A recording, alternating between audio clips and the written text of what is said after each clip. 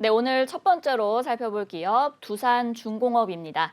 두산중공업은 1962년 현대 양행으로 설립돼서 1980년 정부에 기속됐다가 정부의 민영화 방침에 따라서 두산그룹에 인수돼 2001년 3월 두산중공업으로 상호를 변경했고 2000년에 유가증권시장에 상장했습니다. 주요 사업은 발전 설비 및 담수 설비, 주단조품, 건설기계 및 포터블 파워 장비, 건축 공사, 연료 전지 주기기, 화공 플랜트, 기자재 등의 사업입니다. 지난해 두산 인프라코어의 매각으로 종속회사에서 제외됐고요. 두산 퓨얼셀의 지배력 증가에 따라서 연결실체 종속회사로 편입된 바 있습니다. 실적도 한번 살펴볼게요. 2021년도 연결기준 매출액 11조 8,076억 원, 영업이익 8,907억 원, 당기순이익 6,458억 원을 기록했는데요. 매출액은 전년 동기 대비 22.5% 증가했고 영업이익과 당기순이익을 기록하면서 8년 만에 흑자 전환했습니다. 네, 이렇게 두산중공업 기업 정보 살펴봤고요. 대표님, 어떤 공시 확인해 볼까요? 네, 두산중공업 좀 지났는데 지난 3월 2일이었습니다. 기타 경영상을 통해서 최근에 언론 보도를 통해서 우리가 좀 잘 알고 있었던 사실이죠. 네. 채권단 관리 체제에서 조기 졸업을 좀 한 건데 공시 살펴보도록 하겠습니다. 두산중공업입니다. 기타 경영상 자율공시입니다. 제목 두산중공업 긴급 운영자금의 상환 완료. 내용을 보도록 하겠습니다. 회사는 2020년도 상반기에 한국산업은행 그리고 한국수출입은행과 이 차입 한도 3조 원의 긴급 운용자금을 차입 약정 체결했다. 3조 원의 운용자금을 이제 빌린 겁니다. 네네. 이후에 재무구조 개선 활동을 추진했고요. 2022년도 2월 28일자로 한국산업은행 그리고 한국수출입은행에 이 차입한 긴급 운용자금 3조 원의 상환을 완료했다. 즉 채권자 관리 하에 있던 이 자금, 긴급 운용자금을 초기에 납입 완료한 공시가 되겠습니다. 네. 저희가 이제 두산중공업이 채권단으로부터 지원받은 3조 원 규모의 자금을 상환했다는 소식 살펴봤습니다. 이게 사실 굉장히 이례적인 경우거든요. 이렇게 좀 빠른 기간 안에 졸업을 할 수 있었던 이유는 무엇일까요? 일단 뭐 지난해부터 사실 이 두산그룹의 의지가 좀 사실 돋보였다는 게 맞습니다. 지금 박정원 회장 체제에서 사실상 이 사재를 일부 출원하면서 두산중공업의 두산 퓨얼셀의 이 보유 주식을 모두 무상 증여를 좀 했고요. 네네. 이후에 두산 인프라코어 그리고 알짜 자회사 그리고 자산회사들은 모두 매각을 했습니다.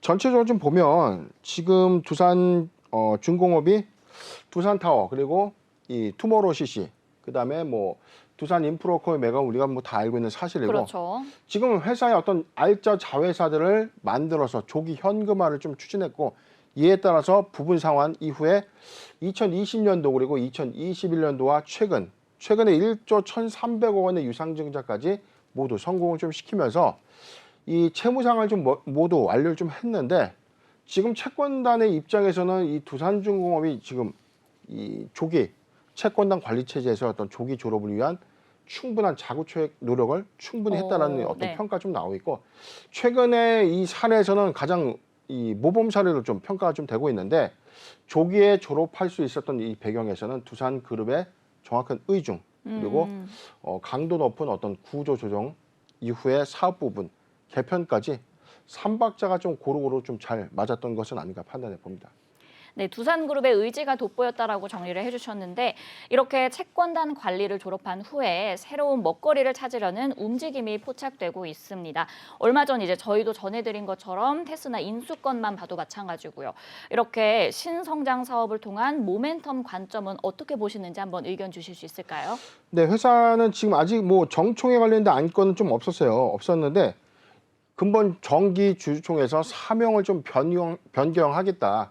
그런 내용들까지 좀 나와 있는데 네네. 정확한 사명이 지금 두산 에너빌리티라는 이 상호가 유력하다라고 이 매체에서 보도가 좀 됐었죠. 네. 아직 주총 수직 결의 공고가 좀 나오지 않은 상태였기 때문에 좀 추정될 수는 없지만 이번 정기 주주총회를 통해서 새로운 사명을 좀 변경을 하고 이후에 사업 부분의 어떤 이 개편이 좀 예상되는데 지금 전체적인 어떤 사업 부분 이름이 두산 에너빌리티 약간 에너지와 좀 관련된 사업으로 좀 그러네요. 보여지죠. 네. 이 회사가 추진하고 있는 사업, 친환경 에너지 사업을 좀 더 공고히 하겠다. 최근에 2022년도 올해 신년사에서 박정훈 회장이 좀 이야기한 부분이 있어요. 뭐냐면 두산그룹이 올해 수소 사업을 비롯해서 협동 로봇, 물류 자동화 관련된 어떤 신사업에 본격적으로 좀 투자를 하겠다. 그리고 기존의 이 회사의 어떤 장점인 신재생 에너지죠. 네. 풍력, 그다음에 소형 원전, 그리고 뭐 화력 발전 관련된 어떤 이 사업, 친환경 에너지 사업 부분의 어떤 가시화 부분을 집중적으로 좀 더 확장해 나가면서 새로운 신성장 동력 사업으로 지금 낙점한 수소, 그다음에 협동 로봇, 물류 자동화. 그런데 최근에 두산그룹의 움직임이 이 테슬라 인수에 관련된 유력 일단 뭐 조회 공시에서는 미확정으로 좀 발표를 그렇죠. 했지만 협의가 지금 진행 중인 만큼 전자회사, 반도체 장비 회사에 투자를 한다. 자, 이 부분에 대해서도 우리가 좀 긍정적인 어떤 요소를 좀 판단을 하는 거죠. 네네. 그런데 이게 뭐냐면 정확하게는 지금 두산중공업이 R자 자회사들 모두 매각하고 난 이후에 뭐 채무도 모두 이제 일단 갚았어요. 그렇죠. 3조 원의 긴급 운용 자금은 다 갚았고 지금 물론 남아 있는 자금들의 어떤 이 상환 의무는 좀 지속적으로 가져가겠지만 R자 회사 이후에 최근에 1조 1,500억 원에 1조 1,300억 원의 유상증자를 하고 나서 이제 부분적으로 신규 사업 부분에 투여할 수 있는 어떤 자금, 운용 자금 좀 확보해 놓은 상태거든요. 네네. 그렇기 때문에 아마 2022년도 저는 이제 4월 1분기 이후부터는 뭐 가시화된 신성장 동력 관련된 신규 사업 추진 검토가 본격화되지 않겠는가 예상해 봅니다. 네, 1분기 이후부터는 신성장 사업에 대한 본격화를 예상을 해주셨는데 사실 이 신성장 사업을 하려면 어쨌든 필요한 건 돈이잖아요. 근데 이제 저희가 또 부채 비율을 한번 살펴봐야 될 것 같아요. 그 상당수의 부채 비율을 줄이려고 노력은 했는데 아직은 좀 우려스러운 수치가 아닐까 걱정이 되거든요. 네, 일단은 뭐 우리가 지금 기보고서에서 지금 정기보고서 지금 전체 나온 건 아니었기 때문에 지금 분기보고서 한번 찾아볼까요? 네. 지금 3분기보고서 좀 제가 보고 있는데 지금 전체를 좀 볼게요. 3분기 8월이니까 보고서. 자 여기 있네요. 네네. 11월이니까 네, 자 보고서 잠깐 보도록 하겠습니다. 회사 연결 재무제표를 좀 보면 지금 전체적인 유동부채 비율이 지금 10조 9,255억으로 좀 보여지는데 단기 차입금 규모가 4조 2,538억 원. 3분기 기준의 어떤 단기 차입금이니까 최근에 3조 원의 긴급 운용 자금을 좀 갚았다는 부분은 단기 차입금의 어떤 감소로 우리가 볼 수 있습니다. 그러면 추정해 보기로는 1조 2,538억 원 정도의 단기 차입금으로 좀 감소될 수 있는 요인이 있죠. 네. 물론 이거는 2021년도의 이 3분기 기준입니다. 그런데 추정을 해보면 올해 2월 28일에 3조 원의 긴급 운용자금 상환을 만료했다. 그렇다면 지금 3분기 재무제표 기준을 보면 한 1조 2,500억, 뭐 많아야 한 2조 원대로 좀 추정될 수 있는데 많은 금액의 부채 감소 요인은 있었다는 건데, 그렇죠? 그렇죠. 지금 그런데 회사는 최근 실적 기준을 좀 보면 손익구조 공시 잠깐 보도록 하겠습니다. 네. 올해 영업이익이 8,907억 원, 그리고 당기순이익 6,458억 원을 기록하면서 흑자 전환을 좀 한 거죠. 순이익 기준에 6,458억 원, 현재 기준에서 실적 성장세 확장세 좀 가져간다면 충분히 지금 1조 한 5천억 원, 많게는 2조 원대 좀 우리가 판단해 볼 수 있는 단기 차입금은 충분히 회사의 어떤 운영자금, 즉 벌어서 갚을 수 있는 상황을 좀 만들어내는 것이 아닌가 판단해 봅니다. 네, 이 부채 감소는 많이 있었고 현재 기조에서 확장세를 좀 가져간다면은 좀 긍정적인 전망이 있지 않을까 살펴주셨습니다. 저희가 이제 이번에는 전 세계적으로 또 에너지 자립 가능성이 높아지면서 원전 수혜에 대해서 한번 짚어보려고 하는데요. 최근 이제 문 대통령께서도 그런 좀 긍정적인 부분에 대해서 말씀을 해주셨고 국내와 또 글로벌 부분에서 원전 관련주들의 그런 종합적인 전망은 어떤지 그리고 또 대응 전략도 한번 살펴봐 주세요. 네, 두산중공업 하면 뭐 대표적인 이 사업 부분 하면 과거에는 원전 터빈입니다. 그렇죠. 원전 터빈을 만드는 이 회사, 세계적인 기술력을 보유하고 있는 이 회사가 사실상 이 정부의 탈원전 정책 기조로 인해서 사실상 이 피해주가 된 겁니다. 최근 이 3조 원의 이 긴급 운용자금을 이 조달하게 된 어떤 배경에도 사실상 사업 업황의 어떤 불황이 좀 지속됐죠. 그렇기 때문에 2021년도를 기점으로 회사는 기존의 어떤 풍력, 그 다음에 친환경 에너지 사업 부분에 어떤 역량을 집중시키면서 매출 회복을 좀 더 가져가는 움직임을 좀 가져갔는데, 최근에 이 우리나라 이 정책 기조, 그리고 최근 유럽 대선 후보자들의 이 정책 기조가 탈원전에서 다시 원전을, 긍정적이에요. 그렇죠? 네. 원전 가동을 좀 실행을 좀 해야 되겠다.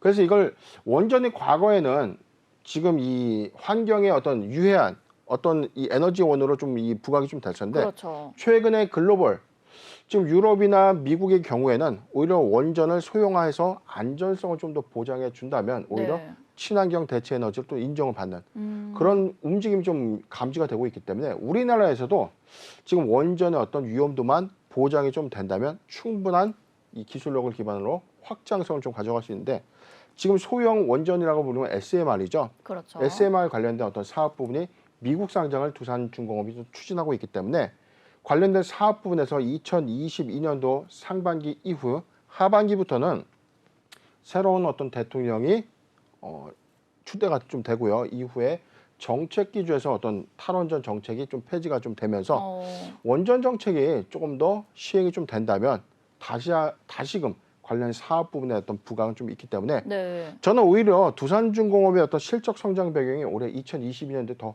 긍정적인 요소가 아닌가 판단해봐요. 지난번에 우리가 두산중공업의 대규모 유상증자에 대한 오버행쇼, 즉 단기의 이 시중 물량 유통에 따라서 주가 가치 희석이 좀 불가피하다 좀 말씀드렸는데, 네. 그럼에도 불구하고 지금 이 정책 기조가 좀 수정이 되고 또 바뀌게 되면서 업황이 또 달라지게 된 겁니다. 즉 그렇죠. 상황에 따라 판단이 바뀌어지는 건데, 너무나 바뀌게 된 상황이에요. 탈원전 정책 기조 폐지가 좀 되면서 다시 원전 사업 기대감이 좀 더 부각이 된다면 사업적인 수혜는 반드시 있을 거라고 좀 확신해 봅니다. 네. 그러면 저희 대표님, 저희 두산중공업 한번 투자 전략도 살펴봐 주세요. 네, 오늘 21,300원 1.84% 조정주 받고 있는데, 3월 4일이었으니까 바로 지난주 금요일 있죠. 지난주 금요일이 사실상 신주 주주배정 유상증자의 상장일이었습니다. 네. 그럼에도 불구하고 추세적으로 주가가 지금 무너지지 않고 있다는 거예요. 지금 현재가 기준으로 본다면 지난주 4일 51만 8,983주 거래량 좀 동반했지만 1.1%의 상승 좀 죄송합니다. 제가 이거 잘못 봤네요. 자, 네. 1,900만 주 1,943만 8,353주 거래량 좀 기록을 하면서 네네. 2.1% 상승 마감을 좀 했다는 거죠. 상장일에 했던 어떤 이 주가 물량의 어떤 희석 부담감이 작용됐을 것으로 좀 봤는데, 오히려 상장일 당일에 주가가 좀 더 견고한 흐름을 좀 보여주고 있다는 것은 네. 최근의 탈원전 정책 기조의 어떤 수정 가능성, 그리고 새로운 대통령 추진 이후에 회사의 어떤 업황 회복 부분, 그리고 원전 사업의 가시화 부분이 좀 부각되고 있는 흐름을 보여주고 있다 판단해 보고요. 지금 추세적으로 좀 보면 2만 원, 이제 2만 원 구간 이상에서 추세 상단 돌파를 좀 했기 때문에 탄탄하게 형성되는 주가 부분은 2만 1,000원으로 보여집니다. 2만 1,000원이 네. 이탈되지 않는다면 보유자 관점에서 보유 의견을 좀 제시해드리고, 만약에 전체는 어떤 지수 변동성에 따라서 2만 1,000원을 좀 이탈해 준다면 매수하기 좋은 도래 구간까지 온 것은 맞습니다. 지금 올해 2022년도 1분기 이후, 그리고 탈원전 정책 기조에 따른 어떤 사업 수혜가 가시화가 된다면 중장기 관점에서는 매수하기 좋은 구간이 도래가 됐다 좀 말씀드리고, 저는 이렇게 봤습니다. 매수하기 좋은 구간 17,000원, 매수하기 좋은 구간은 17,000원에서 2만 원, 17,000원에서 2만 원 구간 포트 비중 네. 10%의 분할 매수 의견을 좀 제시해드리고, 보유자 관점에서 아까 말씀드렸죠. 2만 1,000원이 이탈되지 않는다면 보유 의견을 제시해드리겠습니다. 네, 이 전반적으로 원전의 위험도만 수반되고 그리고 탈원전 정책이 폐지된다면 중장기적으로는 좀 원전 사업의 기대감이 이어지지 않을까라고 의견 주셨고요. 저희 투자 전략에 대해서는 보유자 관점에서는 2만 1,000원이 이탈되지 않는다면은 계속 보유하시면 되고, 만약에 이탈 시에는 17,000원에서 2만 원까지 포트 비중 10%의 분할 매수 의견 주셨습니다. 그럼 저희 다음 두 번째 기업 살펴볼 텐데요. 두 번째 기업은 와이팜입니다. 와이팜은 2006년 설립돼서 2020년 코스닥 시장에 상장했습니다. 주요 사업은 이동통신용 단말기에 탑재되는 전력 증폭기 모듈을 개발하고 제조 및 판매를 진행하고 있습니다. 전력 증폭기 모듈은 신호를 증폭해서 안테나를 통해 기지국까지 송출하는 전력 증폭 부품이고요. 단말기 하나에 반드시 하나 이상이 필요한 부품입니다. 사업의 다각화를 위해서 스마트카 분야에 진출해서 차량용 통신 모듈을 2019년부터 LG 이노텍에 납품하고 있습니다. 삼성이 인수한 하만과 미국의 컨티넨탈사의 영업 확대를 계획 중입니다. 실적도 한번 살펴볼게요. 최근 실적은 2021년 연결 기준 매출액 600억 원, 영업이익 1억 5천만 원, 당기 순손실 78억 원을 기록했습니다. 전년 동기 대비 매출액은 61% 증가했고 영업이익을 달성하면서 흑자 전환을 했으나 당기 순손실을 실현하며 순이익 기준으로 적자를 기록했습니다. 네, 이렇게 와이팜 기업 정보 살펴봤고요. 대표님, 어떤 공시인가요? 네, 와이팜의 경우에 지난 2월 14일 우리가 이 불성실 공시법인의 어떤 지정 예고가 좀 있었던 종목인데 내용을 살펴보도록 할게요. 공시를 보면 와이팜의 경우에 과거에 이 코스닥 상장법인 테스나의 인수를 좀 추진했다가 최종적으로 번복을 했죠. 그래서 그렇죠. 공시 번복 사례가 5건 있었는데 차근차근 좀 보도록 하겠습니다. 2월 14일 공시부터 보도록 하겠습니다. 회사는 불성실 공시법인의 지정 예고가 좀 있었는데 공시를 번복하게 된 겁니다. 내용은 유상증자 결정의 철회, 그리고 전환사채 발행 결정의 철회, 신주 인수권부 사채 발행 결정의 철회, 그리고 타법인 주식 및 출자증권의 취득 결정, 종속회사의 이 주요 사항이었는데 철회가 좀 됐고요. 주권 관련 사채 취득 결정의 철회가 좀 있었는데 와이팜의 경우에 종속회사를 통해서 테스나의 인수를 좀 추진한 바 있었습니다. 네. 그런데 자금 조달이 최종적으로 좀 실패하면서 총 5건의 공시 번복 사유가 좀 발생이 됐고요. 이후에 내용을 좀 더 보도록 하겠습니다. 2월 22일이었습니다. 회사 교환사채 발행 결정이 있었는데 내용 살펴보도록 하겠습니다. 교환사채권 발행 결정입니다. 무기명식 무보증 3호 교환사채인데 우리가 전환사채도 알고 신주 인수권부 사채도 들어봤어요. 그렇죠. 교환사채는 가끔 듣긴 하는데 많이 생소하죠. 네. 자, 교환사채는 뭐냐면 회사가 사채 대상 목적물이 회사에 이 신주를 발행해서 주는 것이 아니라 이미 발행해 놓은 이 주식을 교환해 주는 겁니다. 전환 사채와 신주 인수권부 사채의 이 차이점은 청구가 들어왔을 때 신주를 발행해서 주느냐, 이미 발행되어 있는 주식을 교환해 주느냐, 이 차이가 있는 겁니다. 네. 그런데 이 교환 사채는 교환 대상 목적물이 주식이 돼야 되겠죠. 그렇죠. 그렇기 때문에 와이팜의 자기 주식이 되거나 와이팜이 보유한 제3자의 상장법인의 지분, 자, 이런 것들이 교환 대상의 어떤 주식이 되는 건데 내용을 보도록 하겠습니다. 회사는 60억 원의 이 3호 교환사채를 좀 발행을 했는데 기타 자금 마련을 위해서 60억 원을 조달한다. 자, 조달 이자율은 무이자입니다. 만기일은 2월 24일까지고요. 교환가액은 6만 원인데 자, 내용을 보도록 하겠습니다. 발행회사가 보유하고 있는 테스나의 김영식 보통주를 주당 6만 원에 교환해 주는 겁니다. 그래서 60억 원을 좀 마련한 건데 뭐냐면 네. 테스나의 주식 6만 원 이상이 도래가 된다면 차익이 발생될 수 있는 거죠. 그렇죠. 테스나의 주식이 7만 원일 경우에 시세 차익이 주당 만 원이 되는 거지 않습니까? 자, 그렇기 때문에 와이팜이 교환사채 발행을 통해서 60억 원을 조달하고 향후에 테스나 주가가 올라간다면 이 사채권자는 와이팜의 주식과 사채를 교환해가는 이런 발행 형태가 바로 교환사채가 되겠습니다. 즉 뭐냐면 60억 원을 테스나의 주식 60억 원어치를 교환해준다. 전체 주식수는 10만 주 그리고 주당 6만 원의 교환가액이 상정되어 있는데 내용도 보도록 하겠습니다. 네. 발행 대상 사채 발행 내역은요.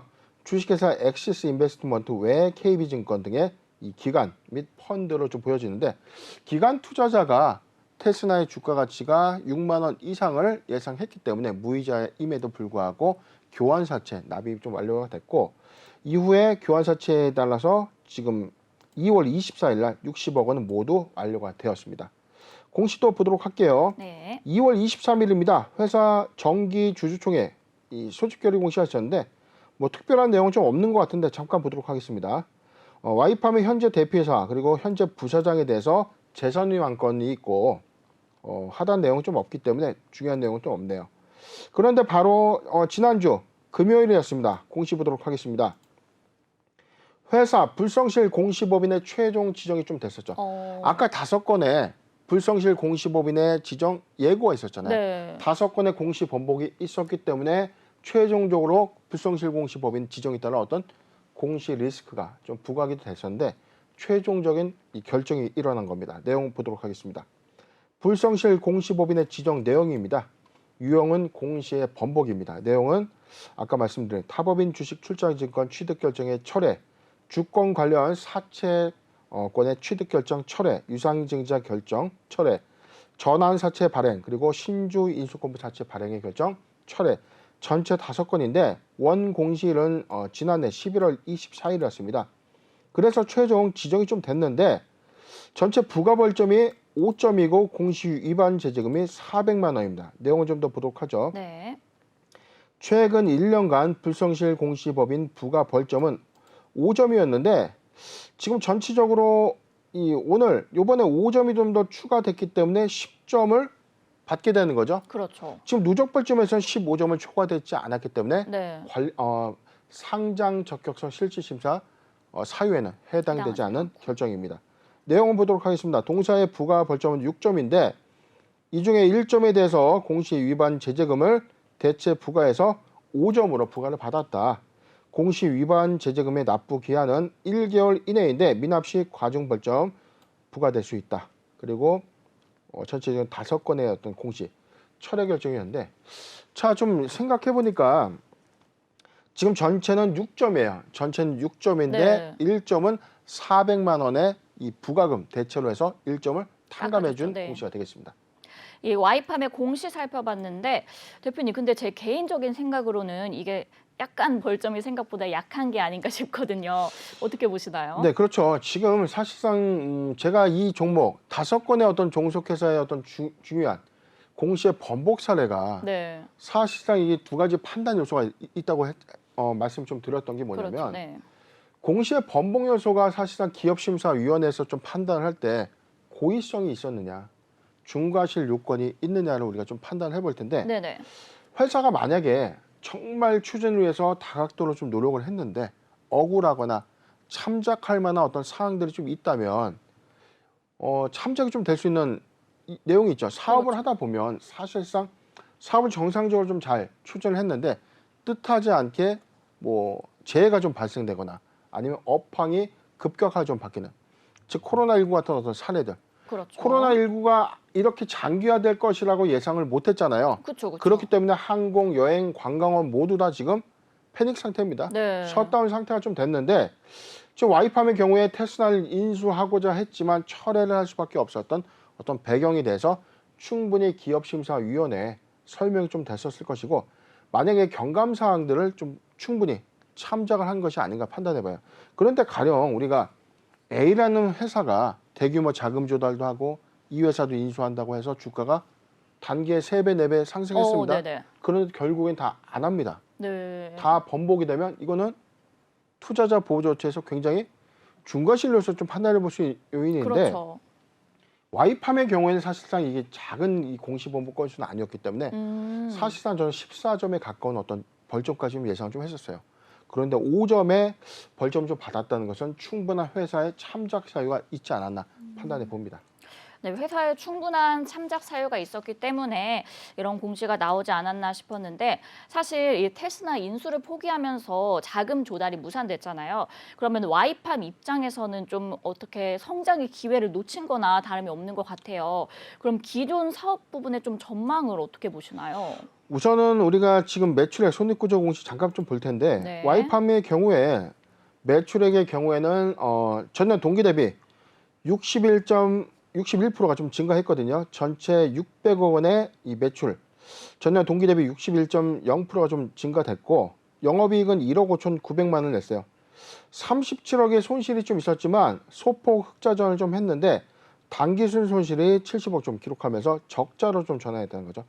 전년 대비 영업 환경 개선 그리고 수주 증가에 따른 매출은 좀 증가됐지만 수익성 개선 시점에서는 소폭 영업이익을 좀 달성을 하면서 그래도 선방한 수치는 좀 맞지만 테슬라의 어떤 인수 실패 또는 인수 철회 부분이 사업적인 어떤 시너지 관점에서 봤을 때 상당히 좀 뼈아픈 판단이 좀 맞다.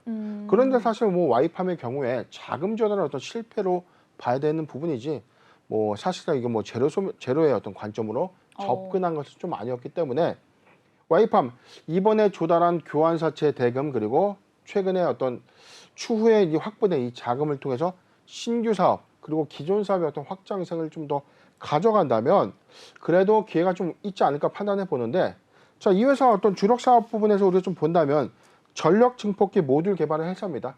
지금 모바일에 한 대당 하나씩 들어가야 되는 전력 증폭기인데 통신 장비는 아닙니다. 이게 5G 그리고 신규 스마트폰이 확대 그리고 이 판매량이 급증하면 할수록 오히려 이 판매율 증가에 따른 어떤 사업 수혜가 좀 예상이 되는데 전략 이게 LG 이노텍이 좀 납품을 하고 있다는 거죠.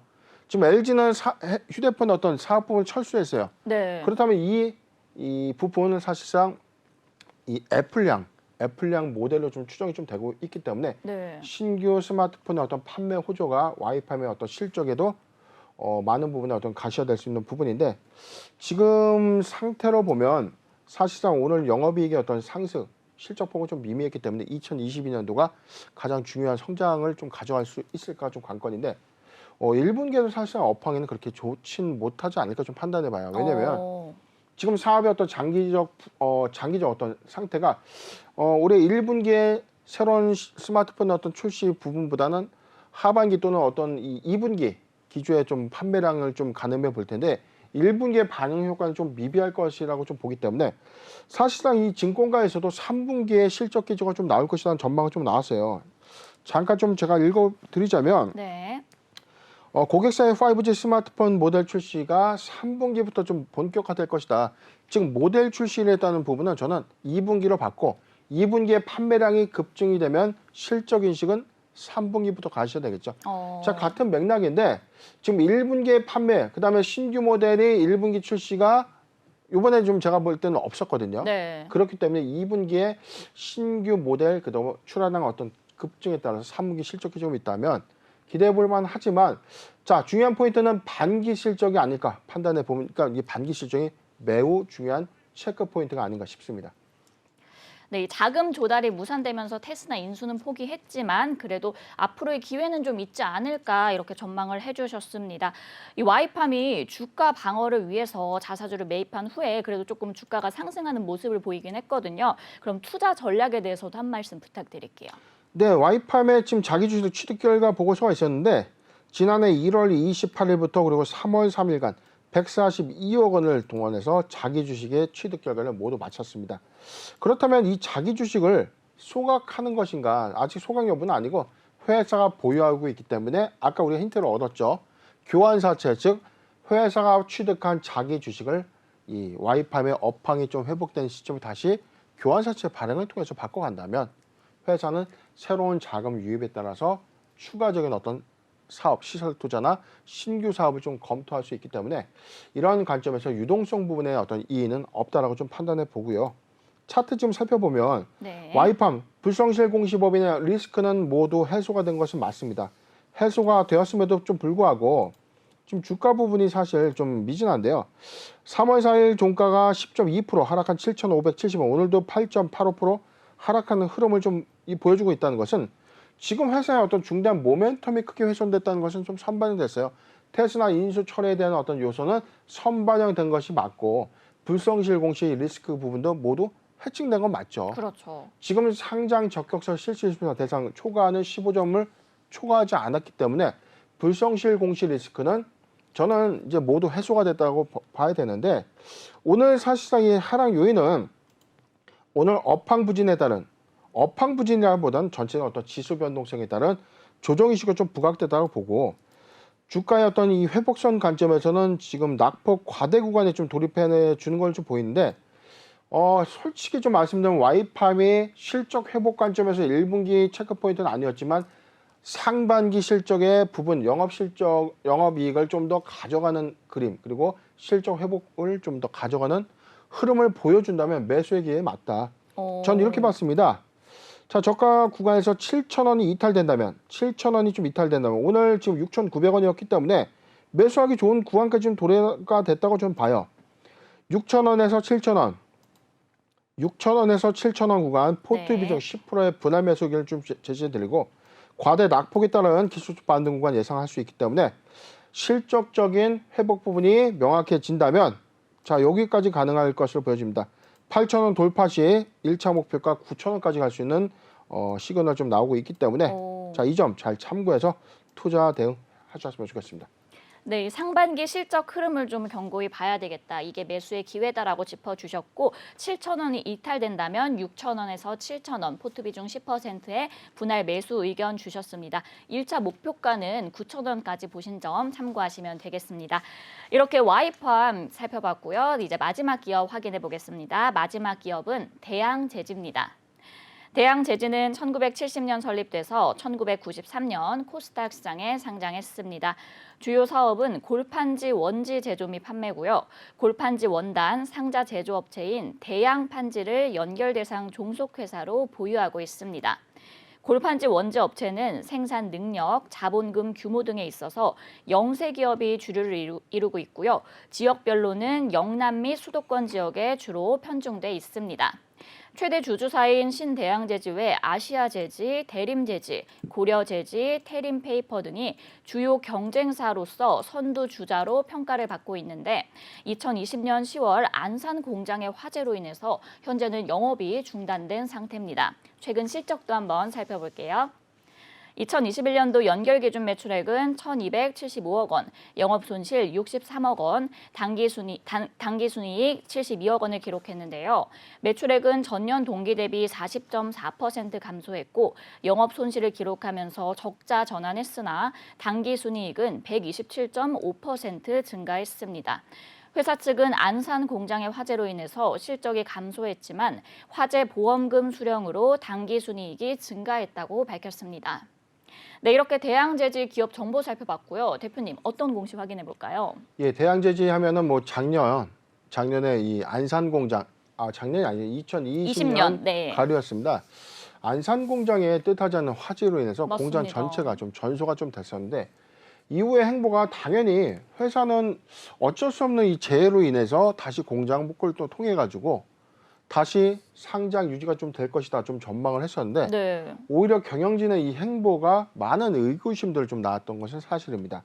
내용을 좀 보도록 하겠습니다. 2021년도 3월 공시부터 보도록 할게요. 회사 공개 매수 추진을 좀 했는데 사실 당시에 공개 매수를 좀 결정했던 게 전일종가 기준이었던 3,260원을 기점으로 공개 매수를 좀 했었어요. 네. 그래서 시장에서 또 우려감이 있었던 내용들은 자발적 상장 폐지를 위한 것이 아닌가 그런 전망들도 좀 나왔고 자발적 상장 폐지를 통해서 대양제지를 신대양제지의 종속회사로 좀 편입하고자 하는 것 아닌가 그런 전망도 좀 나왔는데 내용 보도록 하겠습니다.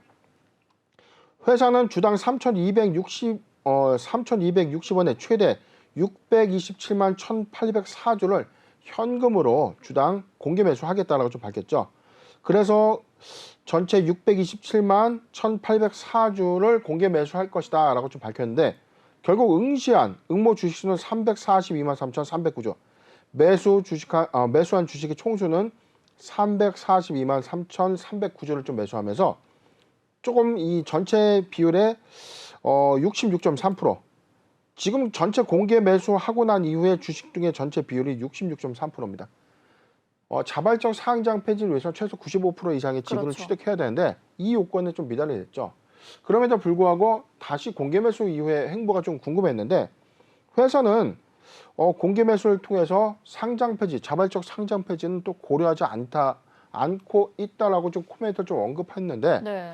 그럼에도 불구하고 많은 의구심을 좀 나왔던 이유 중에 하나가 신규 시설 투자, 공장 복구가 자꾸 지연되는 거예요. 네. 공장을 빠르게 복구를 해야 거래액에 대한 어떤 기대감이나 희망을 가져갈 수 있는데 시점에 공개 매수를 했는데 지금 66.3% 기대치보다 훨씬 밑돈. 자, 자발적 상장 폐지 요건이 안 되죠. 네. 그러다 보니까 다시 공장을 다시 가동시킬 수 있는 어떤 이 상황으로 좀 움직여질 것인지 예측을 좀 해봤지만 종국적으로는 또 그 부분에 대한 어떤 내용들이 전혀 없었다는 거죠. 회사는 그래서 종국적으로 3월 26일 기타 시장 안내를 통해서 상장 적격서 실질 심사 대상이 좀 포함이 됐고요. 최근에 이뤄서 4월 16일 개선 계획서를 좀 제출을 했는데 개선 계획서의 어떤 내용은 현재 공개가 된 바는 없어요. 네. 가령 개선 계획서는 앞으로 우리가 이렇게 잘 할 테니 거래 재개를 좀 시켜 주십시오라고 하는 일종의 계획서입니다. 계획서. 회사의 어떤 이행을 어떻게 할 것인지 어떤 내용 확약서인데 이게 추후에는 개선 계획에 따른 어떤 이행 결과 보고 어떻게 이행이 되는지 최종적으로 보고를 해서 이걸 통해서 기업심사위원회에서 최종 상장 폐지 또는 상장 유지 여부를 좀 판단하게 되는 거죠.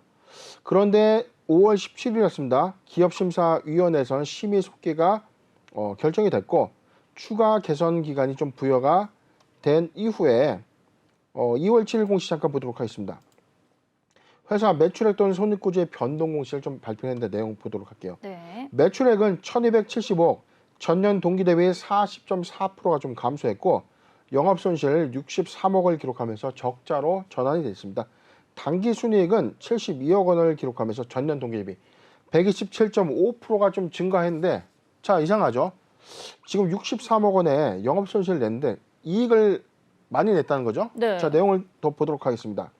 손익구조의 변동 원인에 대해서는 안산 공장의 생산 중단으로 따라서 매출액과 영업이익은 감소한 건 맞다. 그런데 화재보험금 수령에 따라서 보험 수익의 개상됨에 따라서 법인세 비용 차감전 계속 사업이 그리고 당기 순이익이 증가됐다.